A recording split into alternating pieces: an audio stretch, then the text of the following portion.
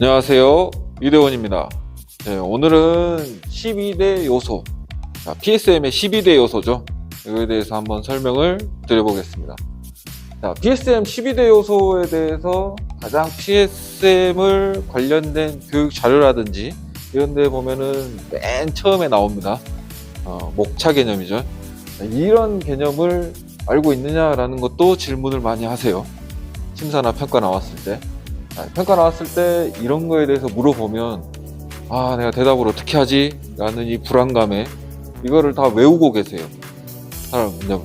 여러분들이 그냥 외울 필요가 없는데 굳이 이걸 막 외우시고 계시는 거를 제가 이제 보다 보니까 그럴 필요 없이 이렇게 이제 이해를 하는 방법 이런 것들을 한번 설명을 드려보겠습니다.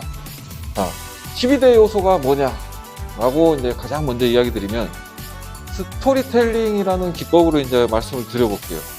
여기에 스토리, 이야기를 접목을 시키는 겁니다. 어떤 이야기냐? 내가 사장이 한번 돼보는 겁니다. 물론 이제 꿈이시겠죠? 사장이 한번 돼보겠다 라고 이제 생각을 해보시면, 사장이 되면 내가 건물도 지어야 되고, 건물을 짓고 안에서 뭘 만들지, 뭐 제조업을 할지 뭘 할지는 모르겠지만은 제조도 해야 될 거고, 이것도 이제 판매도 해야 될 거고, 여러 가지 머릿속에 이제 생각을 가지고 계시죠. 그러면은 사장이 되어서 건물을 짓겠다. 그러면은 공정안전자료라고 하는 이 제목 타이틀이 필요합니다. 이게 뭐냐?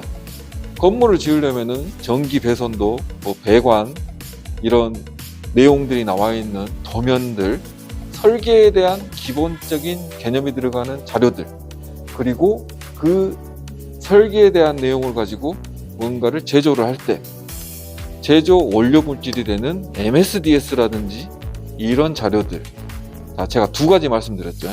MSDS, 다음에 설계에 들어가는 어떤 도면들, 이런 두 가지 외에도 엄청 무수히 많습니다. 이거 다 굳이 외울 필요 없습니다. 그냥 공장을 지어보려면은 뭐가 필요하지? 라고 그냥 감만 잡으시면 돼요. 도면도 필요하고 MSDS도 필요하고 이런 거 필요할 것 같은데요? 라고 이야기만 하셔도 충분합니다. 그런 자료들을 모아서 공장을 짓겠다 라고 하면, 공장 지어서 운영해보면 안전할까? 라는 거를 한번 생각해 보시면 돼요. 그 안전할까? 라고 생각을 하시는 게 위험성 평가입니다. 위험성 평가, 하잡, 다음에 JSA, 설비에 대한 걸 갖다가 확인하는 기법, 다음에 사람의 HPP, 휴먼 에러에 대한 거를 한번 봐보는 기법. 이제 이렇게 크게 두 가지로 나뉘죠. 그런 것까지는 나중에 이제 보시다 보면 좀 이해가 되실 건데, 한번 위험하지 않은지 평가를 해보자. 두 번째입니다. 세 번째, 안전운전 계획. 여기는 1번, 2번, 3번 숫자가 없죠. 안전운전 계획이라고 하는 거는 여기 있는 9가지를 포함을 하는 겁니다. 위험성 평가를 해보니까 괜찮아요. 해볼만 해요. 그러면은 안전하게 운전을 할 수 있는 계획이 뭐가 있을까라는 거를 생각을 해봅니다. 뭐가 있을까요? 제일 먼저 생각이 드시죠. 교육도 해야 되고, 이제 외부 인원이 고용을 해서 한다든지, 외부 인원, 협력회사들이 와서 작업을 한다든지, 건물을 짓고 이렇게 할 때라도 협력회사 관리도 해줘야 될 거고, 이런 여러 가지 활동들, 이 9가지를 관리를 해주면 그나마 좀 안전하게 운영을 할 수 있다. 변경관리, 가동전 점검, 계획, 협력회사 관리, 안전작업 허가관리, 이런 것들이 있다라고 생각을 하시면 돼요. 외우실 필요 없습니다. 그 중에 하나는 아셔야 돼요. SOP, 안전운전 지침서. 안전운전 지침서에는 비상상황, 이상상황, 조치 절차, 이런 것들, 여러 가지 항목들이 포함돼서 들어가 있죠. 이런 것들이 있다라는 것을 이해를 하고 계시면 돼요. 그리고 이런 안전운전 계획으로 해서 운영을 했는데 특이하게 어떤 번외의 상황들이 발생이 돼서 사고가 났어요.